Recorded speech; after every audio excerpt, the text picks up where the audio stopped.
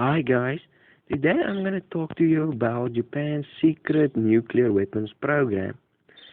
The real question is, did Japan manage to start building an atomic bomb before the end of World War II?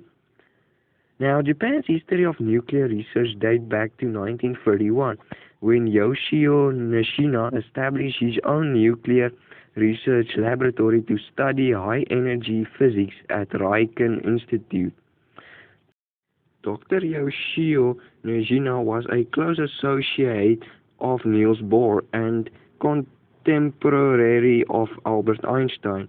Nishina recognized the potential of nuclear fission in 1939 and was worried that America might be working on a nuclear weapon which might be used against Japan. Nishina built his first cyclotron in 1936, which were the second one in the world. The USA built the first one in 1929. To sum it up, a cyclotron accelerates charged particles, and in this case it was atoms. Ishina also bought a cyclotron from the University of California in 1938. The Japanese fission project began in April 1941 when Japan's Prime Minister Adaiki Tojo ordered the investigation of the possibilities of a nuclear weapon. Viscount Masatoshi Okoji was director of the Riken Institute and was in command of this project and passed it to Nishina. B. Research. It was done by the Japanese Imperial Navy in June 1942. They engaged professors from the Imperial University in Tokyo for advice on nuclear weapons. Professor Saigen's research showed that nuclear fission would be a potential power source for the Navy. Started deep in the research, the Japanese scientists believed that the United States might not be able to exploit atomic energy in time to influence the outcome of the war. This caused the Navy to lose interest in the project. NEGO project. By spring 1944, Nishina's project barely made any progress due to needing sufficient amount of uranium hexafluoride, and any progress to separate uranium-235 isotopes proved to be beyond their capabilities. FGO project.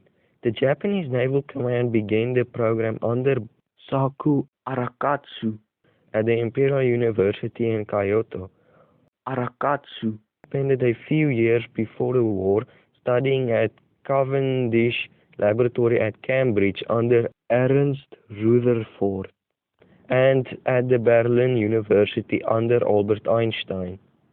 His work was on the separation of uranium-235. His work went slowly, but shortly before the war ended, he designed an ultracentrifuge to spin at 60,000 RPMs, which he was hopeful would achieve the required results.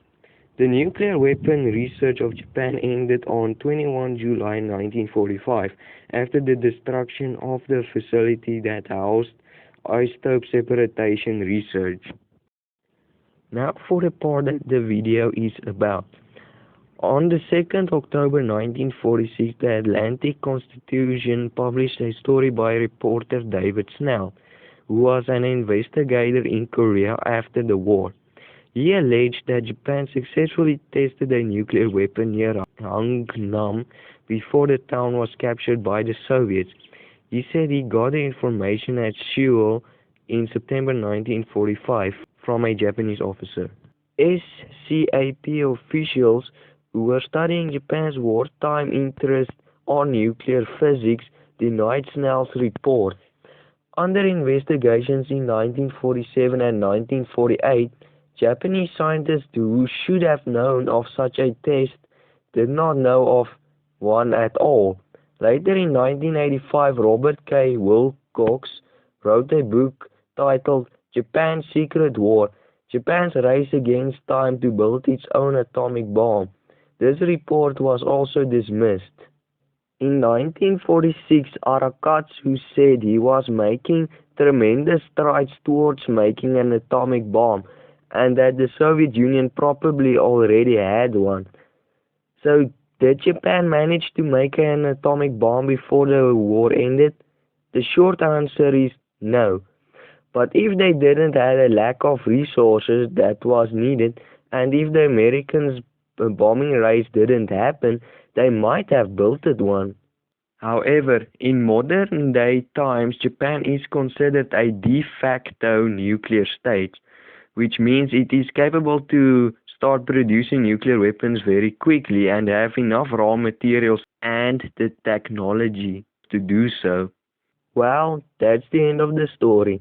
Sorry if I might have said some Japanese names incorrectly because I am not the Japanese, but thanks for watching and please subscribe, share and like.